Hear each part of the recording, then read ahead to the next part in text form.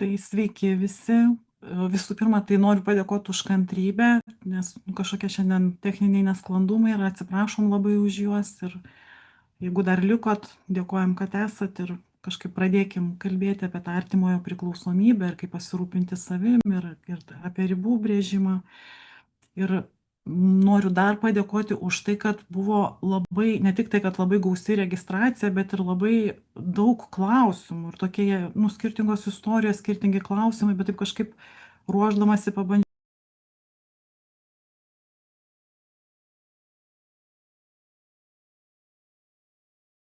Labai tikrai dalis ir va tam turėsim paskaitos dalį ir kada pagalba baigėsi ir prasideda jau savęs žalojimas, tada apie atsakomybę, kas priklauso man ir kas priklausomam žmogui. Trečias blokas buvo apie tai, kaip neprarasti savęs. Ketvirtas apie kaltę, baimę ir atsiskyrimą ir kažkaip jeigu aš atsitrauksiu, tai kas ir jam kažkas tai nutiks tam priklausomui žmogui, tai ar aš nebūsiu dėl to atsakingas. Ir penktas didžiulis blokas apie tokį nerimą ir kada pačiam artimajam reikia profesionalios pagalbos. Ir čia buvo klausimai apie medikamentinį gydymą.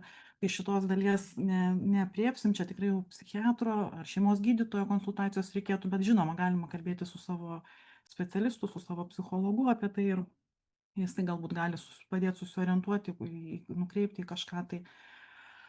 Tai va, o kalbant apie tai, kas mums yra adresuota, tai ką mes matom ir dirbdamos su Beatriče grupes vesdamos krizių veikimo centre priklausomų artimiesiems, tai kad kai atsiranda priklausomybė, labai greitai visas dėmesys pradeda krypti į tą žmogų, kuris vartoja. Ir visas galvojimas, visi jausmai, visa psichika pajungta jam, ar ne, ar jis šiandien vartojo, ar grįš, ar galima juo pasitikėti, ką pasakyti, kaip padėti, kaip įtikinti gydytis, ką dar galėčiau padaryti. Tai visiškai suprantama. Bet man atrodo labai svarbu, kad tiek daug klausimų yra apie jį arba ją ir ne todėl, kad su artimaisiais kažkas tai negerai, o todėl, kad gyvenant šalia priklausomybės labai lengva pamažu nustoti matyti save. Todėl šitom 15 minučių siūlau padaryti neįprastą dalyką. Nustoti kalbėti apie jį. Ne apie tai, kaip jį pakeisti, o pakalbėkim apie tą žmogų, kuris gyvena šalia. Nes priklausomybė vyksta vieno žmogaus gyvenime, tačiau jos pasekmes pradeda organizuoti visos šeimos gyvenimą. Todėl pradėkim nuo to klausimo, kurį artimieji užduoda gerokai rečiau. Ne, ką dar turėčiau padaryti, kad jis nustotų, tas klausimas labai dažnas yra, o ką artimo žmogaus priklausomybė jau padarė su mano gyvenimu.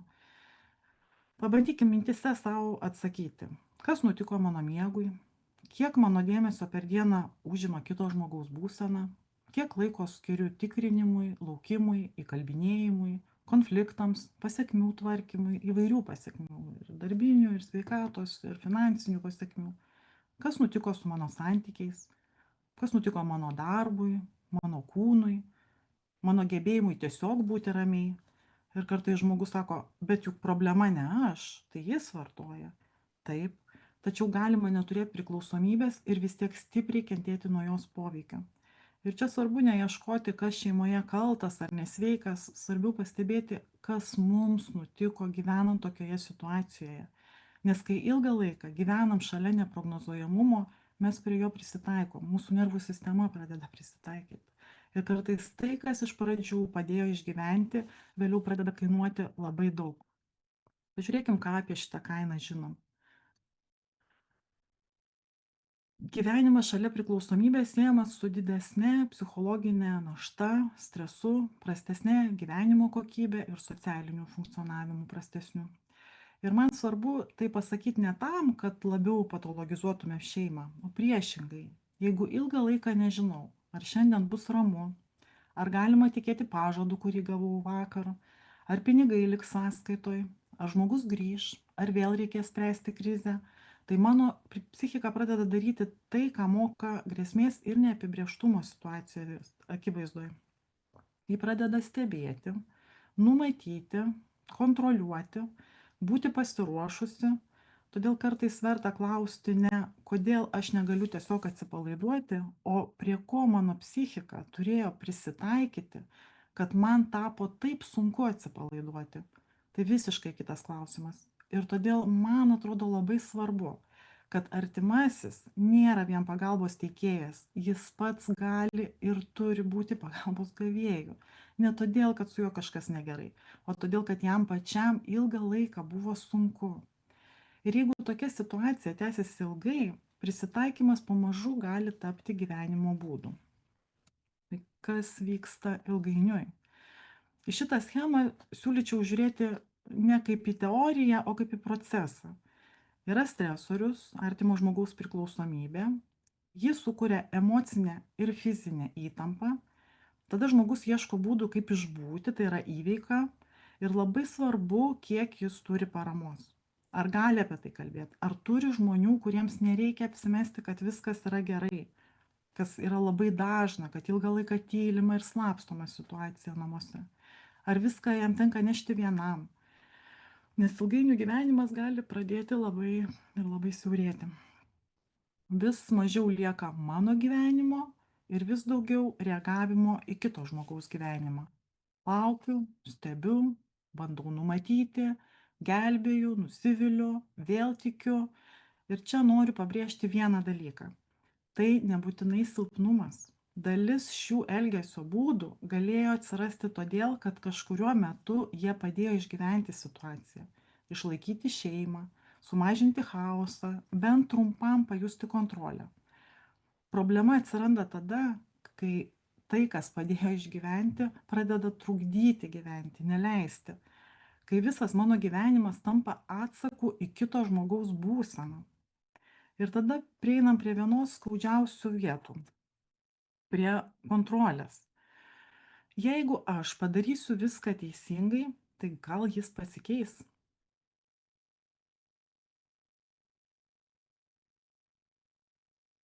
Mm, Atsiprašau labai.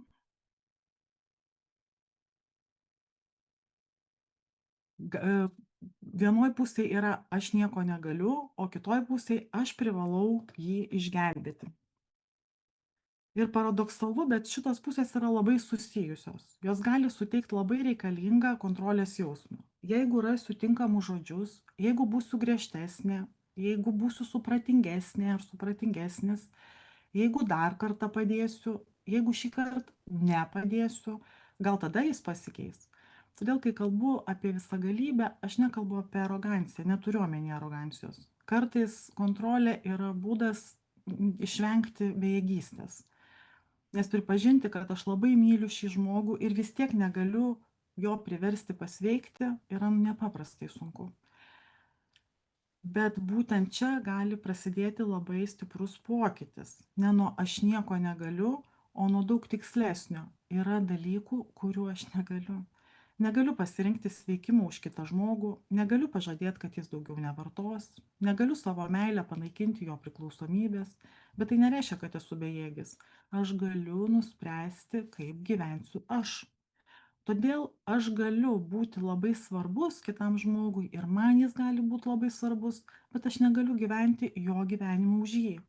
Ir kai energija po truputį grįžta nuo kito žmogaus kontrolės į mano gyvenimą, atsiranda visai kita rūpinimosi savim prasmė.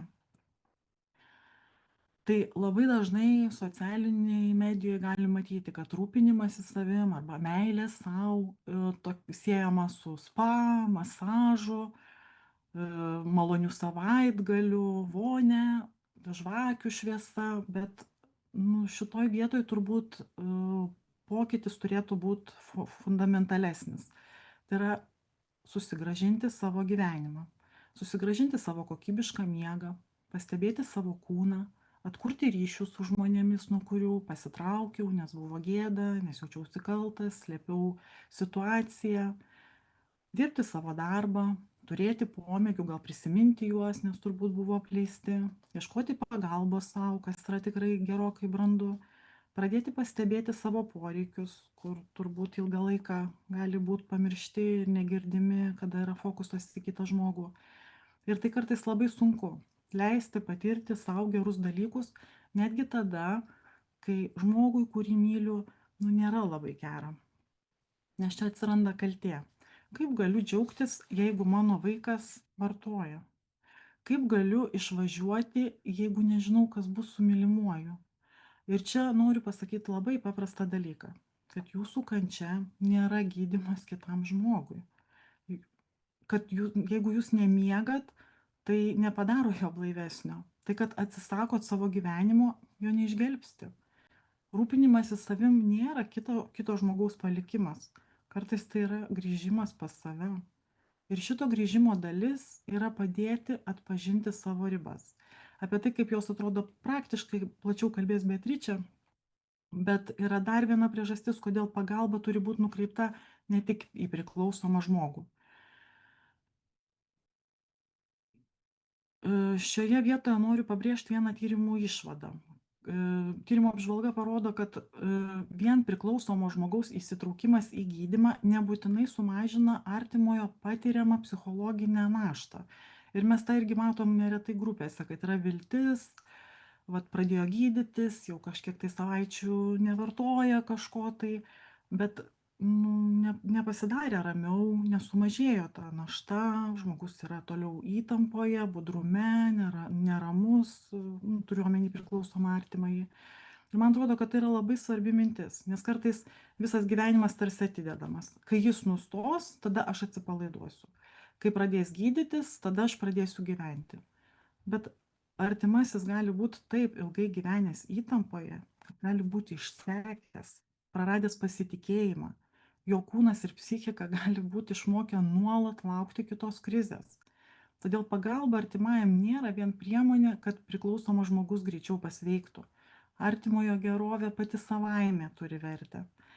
Pagalbos jam gali reikėti ne todėl, kad jis kažką daro ne taip, o todėl, kad jis ilgą laiką gyveno labai sunkioje situacijoje.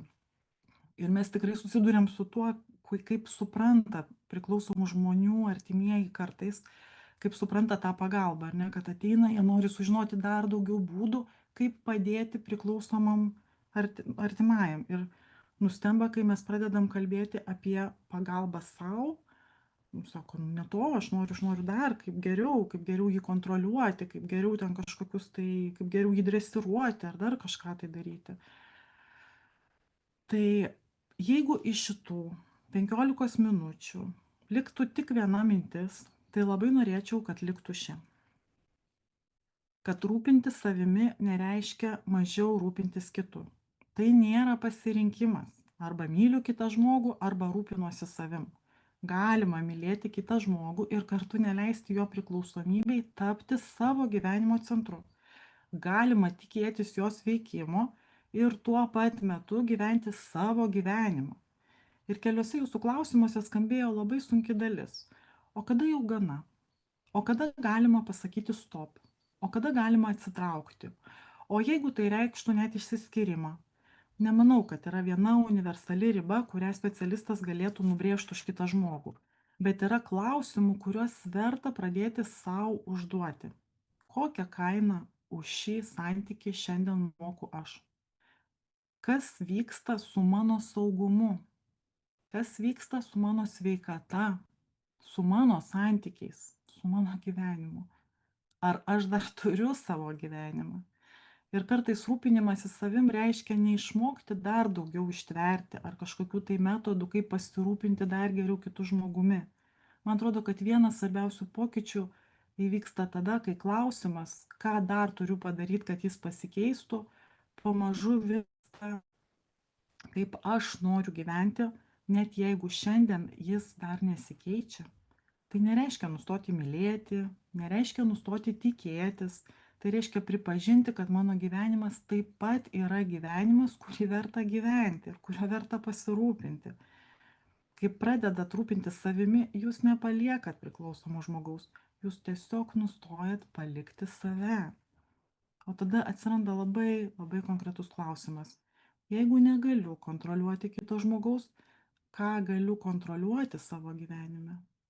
Ir čia noriu perduoti žodį Beatričei apie tai, kaip šis klausimas virsta sveikomis ribomis santykyje.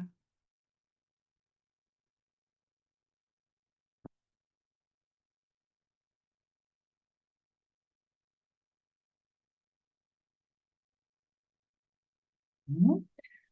Tai sveiki visi gerbiami klausytojai, kurių tiek daug užsiregistravo. Ir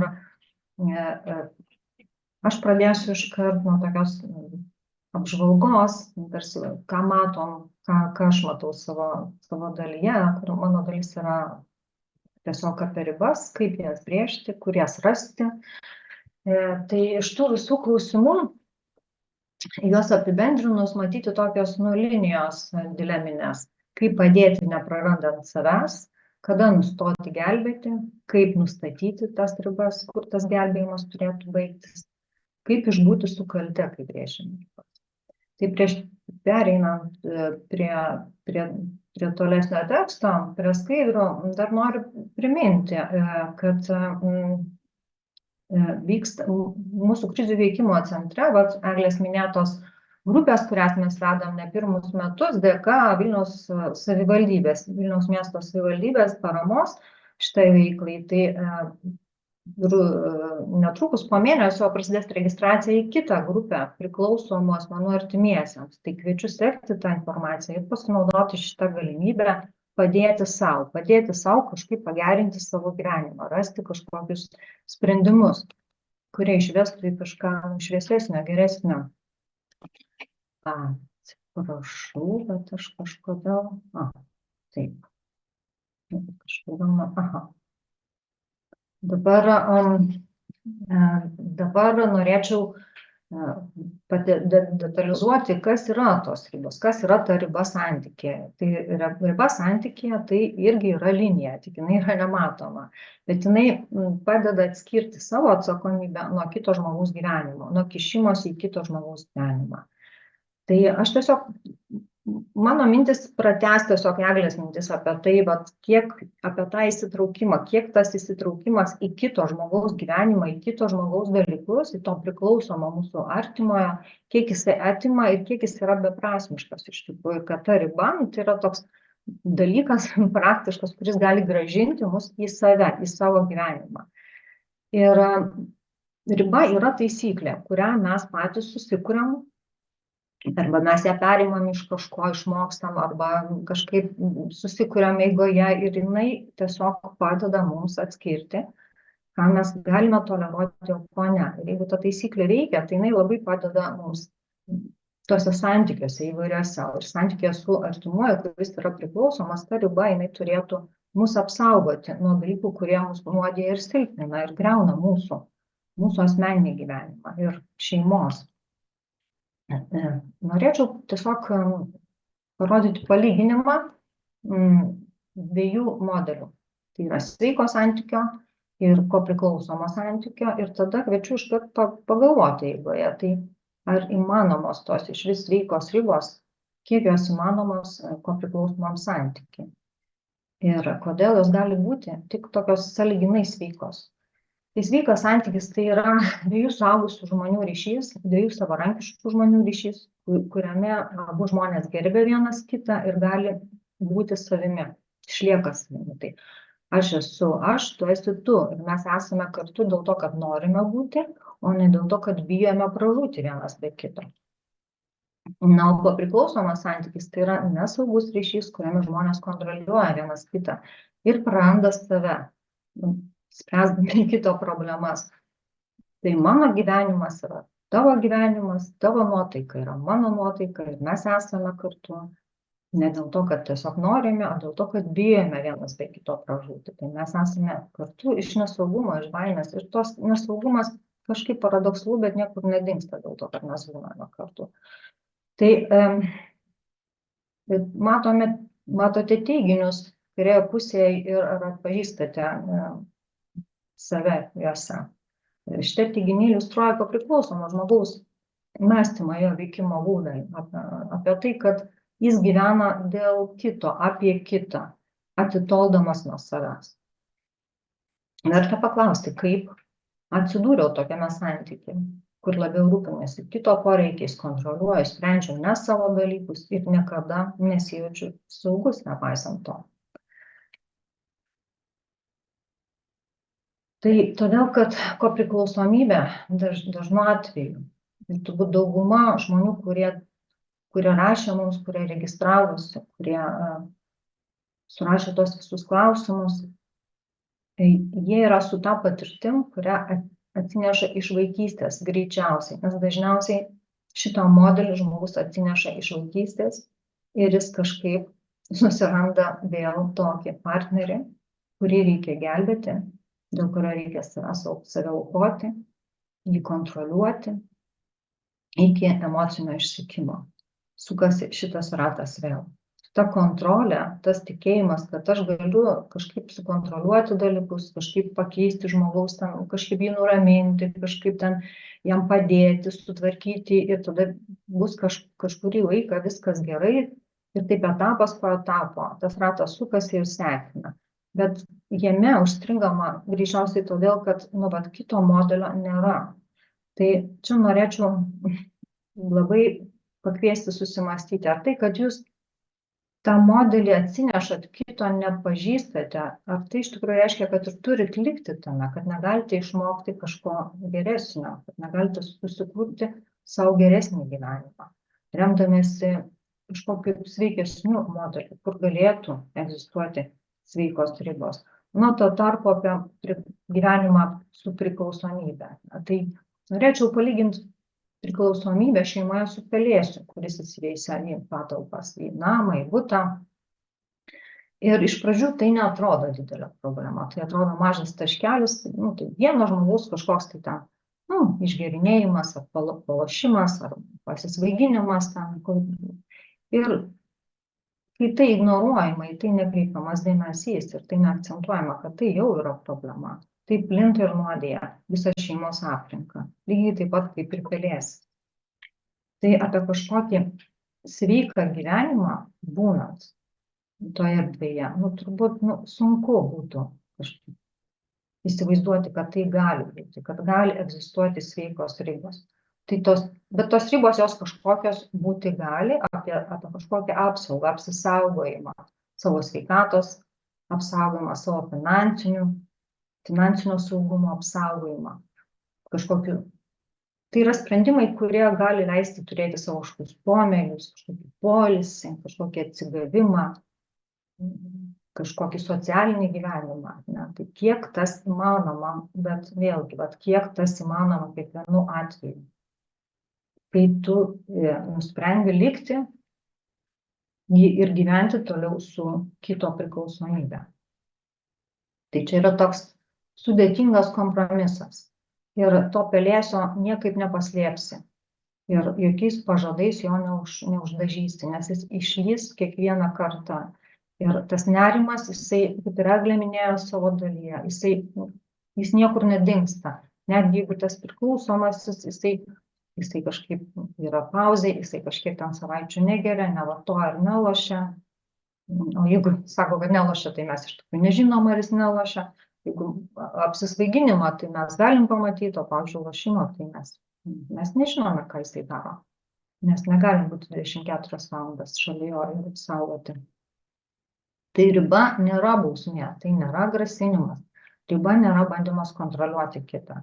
Riba tai yra, pirma, atsakymas savo į klausimą, ką aš apie save, ką aš savo gyvenime galiu kontroliuoti. Tai kaip tai padaryti praktiškai, tai čia turbūt mūsų techninės dalies prašyčiau pasidalinti ekranu plačiau, kad matyt geriau šitą lentelę, jeigu galima būtų. Bet jeigu ne, tai pabandykim taip. Nes vienoje pusėje yra tos nesveikų ribų pavyzdžiai, kurie išlaiko žmogų prie tos kontroliavimo, prie to gelbėjimo. Ir tai tiesiog yra tas pats ratas, kuris sukas ir niekur neveda. O kitoje pusėje jau tai yra riba sveikesnė, kuri nukreipta į kažkokią savisaugą, palaikymą savo gyvenimo, savo visų pirma. Ir palikimą atsakomybės tam priklausomam. Tai aš seku tavo banko sąskaitas, kad tu nebežaistum azartinių lošimų. Aišku, tai yra kontroliavimas. Jisai tikrai nieko gero neduos, nes jis gali turėti kitą sąskaitą, ar ten kažkaip grynų skolintis ir taip toliau, vis tiek daryti savo. Kai aš turiu kitą sąskaitą, kai aš atskiriu savo pinigus, pinigus skirtus vaikams nuo tavo, ir čia yra aiškumas, taip aš apsisaugau. Aš atleidžiu tau sumoku tavo kreditus, nes tu pažadėjai, kad tai paskutinis kartas. Nu, kokį 1000 kartą pažadėjai, aš vėl patikėjau. Nu, tai yra toks tikrai beviltiškas gelbėjimas, niekur vėl nevedantis.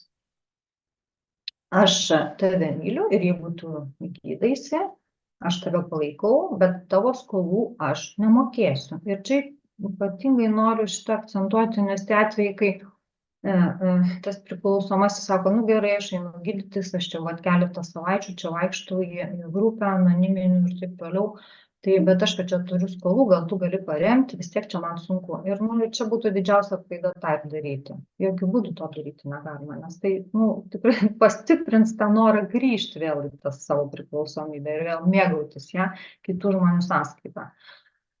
Tu privalai nustoti gerti, nes tu griauni mano gyvenimą. Tai tokie pareiškimai, jie skamba kaip šantažas tiesiog ir jis neveikia šito šantažas jau to priklausomo asmens, jis niekaip neveikia.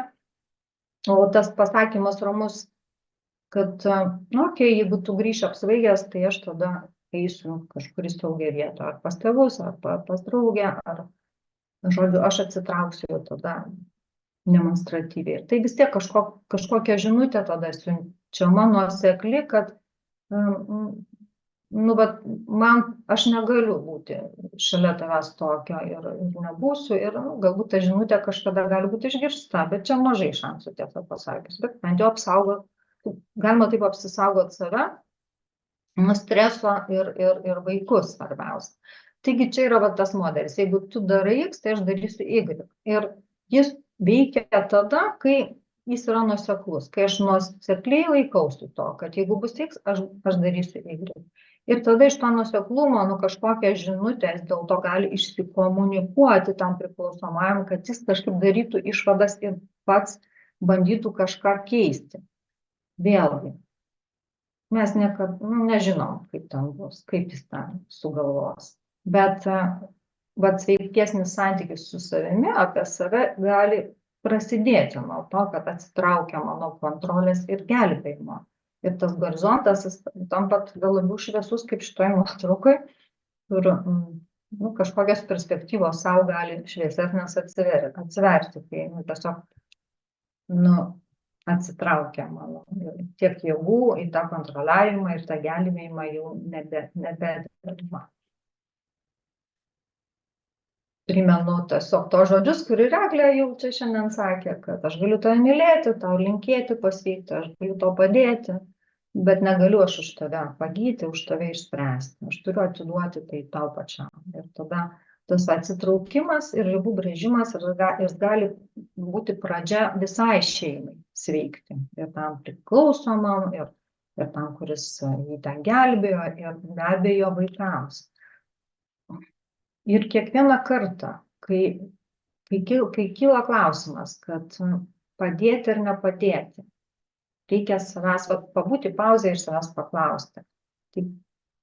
Tai ką ta pagalba darys? Ar jinai tik gramzdins, ar jinai, žodžiu, privers tą žmogų prisiimti atsakomybę, ar kaip tik iš jo tą atsakomybę už savo dalykus paims. Tai pagalba jinai veiksminga tada, kai jinai skatina tą kitą žmogų prisiimti atsakomybę. Aš galiu tau padėti, tau patarti, tave paskatinti, kaip pasiimti atsakomybę, kaip spręsti kažką. Ir jau čia tavo reikalas, tu tą darysi ar ne. Bet tik tokią pagalbą aš galiu suteikti. Ir tai būtų kažkiek prasminga. Ir svarbu prisiminti, kad aš galiu padėti, aš galiu norėti, linkėti, būti geranoriškas ir padedantis ir paremiantis, bet niekada nebus garantijos, kad tai suveiks, kad mano geranoriškumas, mano parama, mano paskatinimai ir mano patarimai iš tikrųjų atneš tą norimą rezultatą, kad tas žmogus pradės veikti. Taip gali ir nenutikti. Ir tiesiog kviečiu apie tai pagalvoti, kad kiek jūs galite priimti tą neapibrėžtumą, kad jūs būsit šalia, jūs būsit padedantis, jūs paremsit, jūs palaikysit, jūs rūpinsitės, bet iš to gali nieko neišeiti, viskas tiesiog gali eiti į dugną. Ir ar jūs norit skęsti kartu. Tai dar apie šeimos tą aplinką, kurie nepaprastai žaloja vaikus. Ir kaip jau sakiau, kad daugelis žmonių ateina iš tokios vaikystės, kur buvo taip žalojami ir įgijo šitą kopriklausomybės modelį. Tai ar tikrai norite, kad jūsų vaikai toliau būtų šitame rate? Tai ribos, jos yra, šiuo atveju yra apie tai, kaip apsaugoti vaikus nuo to, kad jie neperimtų šito modelio. Ir vat kažkaip, man atrodo, jeigu kalbant apie kaltę, tai kaltė tai būtų objektyvi šiuo atveju, jeigu aš neapsaugosiu vaikų nuo to. Jinai galėtų būti objektyvi. Nes šiaip jau tas kaltės jausmas, kai aš brėžiu ribą ir bandau atsiriboti, atsitraukti nuo to gelbėjimo, tai jis yra toks labai subjektyvus. Jis tiesiog kyla iš to modelio, kad aš įpratau, kad esu atsakingas už kito emocijas ir komfortą ir aš kažkaip galiu to pasirūpinti. Ir su tuo tiesiog kviečiu padirbėti asmeninėse terapijose, konsultacijose. Ir tą kaltę galima iš tikrųjų ištverti, su ją galima išbūti, jinai turėtų mažėti ilgainiui, kai jūs tiesiog pradėsit daryti konstruktyvius sprendimus. Bet jeigu jūs savo vaikus paliekat tokioje aplinkoje, tai manau, kaltė čia jau yra apie kažką objektyvaus, jeigu nekyla šitoje vietoje. Ir reikėtų gal ją kažkaip įsiklausyti. Ir tada pabaigai šiek tiek klausimų, kuriuos atrinkau iš visų tų daugybės. Kada žinoti, kada pagalba, kurią teiki savo artimajam, jam kenkia, o kada padeda. Tai čia vat tokia formulė. Tai ar ta pagalba nėra atsakomybės perėmimas. Ar ta pagalba jam padeda pasiimti atsakomybę, ar kaip tik ją sumažina. Čia pasikartoju, bet verta pakartoti, kad čia yra toks orientyras. Tai mano ta pagalba jam padės atsakomybę prisiimti, ar kaip tik aš paimsiu čia. Tai jeigu aš paimsiu, tai vadinasi gelbėsiu, aš už jį spręsiu ir jį kontroliuosiu. Tai nebus jokia veiksminga pagalba. Atsiskyrę esam 6 metai, bet vis dar lengvai užkimbu ant jo kabliuko ar manipuliacijų. Tai čia toks, kai vėl tas žmogus bando kažkaip pasinaudoti, bando kažką gauti, visada, kai jisai vėl išdygsta, kai skambina ir rašo, tai verta pasinaudoti tą tokią pauzę, kad okei, aš tave išgirdau, bet leis man pagalvoti. Ir kai jūs leisite savo pagalvoti, jūs tikrai padarysite teisingas išvadas ir kažkaip neįpulsite. Tikėtina, kad vėl neįpulsite į kažkokią gelbėjimo misiją dar vieną.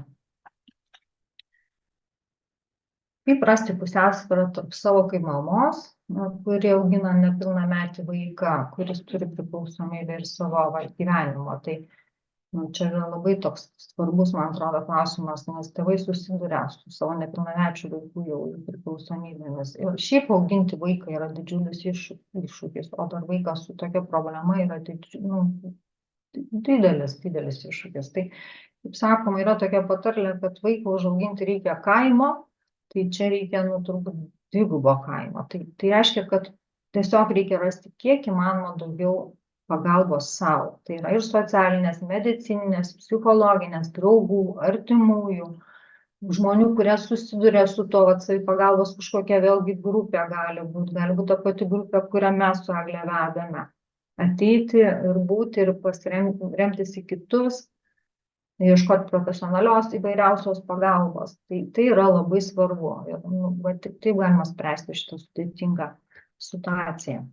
Ir paskutinis toks akcentas, tai nes nuskambėjo šitas klausimuose, kai kuriuose, kada jau ta galutinė riba, kada sakoma stop. Tai turbūt, aš manyčiau, kad kai suvokiam, kada jau, kad tai mus iš tikrųjų gramzdina, skandina. Ir kai mes suprantame, kad nenorime skęsti. Tai čia aš ir sustoju. Ir mes turbūt, jeigu turim dar kažkokių klausimų, galim juos atsakyti.